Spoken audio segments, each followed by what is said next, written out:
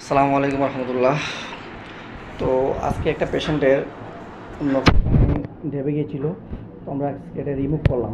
যেমন এই যে পাটা, এটা অনেকদিন যাবত বাচ্চারা কষ্ট পাইতেছে।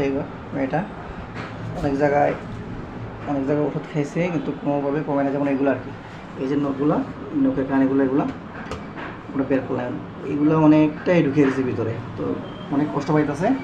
তো আমার কাছে আসার পর আমি এটা দেখে আমাকে নখটা রিমুভ করার বললাম।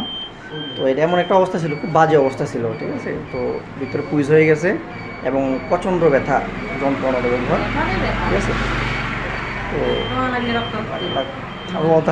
আপনার কী হয়? আপনার মেয়ে কী সমস্যা ছিল? পায়ের নখের নকুনি ডেবে গেছে, অনেক ডাক্তার দেখাইছি, কিছু হয় না। এরপর ওষুধ খাইছি। তুমি এটা নিয়ে কতদিন যাবত কষ্ট করতেছো? এই তো হইব জোর বলো, একটু দিকে তাকিয়ে বলো। দুই তিন বছর হইব। 3 বছর যাবত না? আগে ওষুধ খাইছিলা?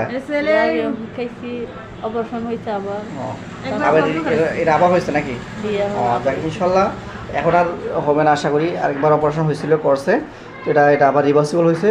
আশা করি এটা আর হবে না, সম্পূর্ণ ইয়াটা উঠে ফেলছি আমরা। দুনো পাশে দেবে গিয়েছিলো, এক পাশে একটু কম, এক পাশে একটু বেশি।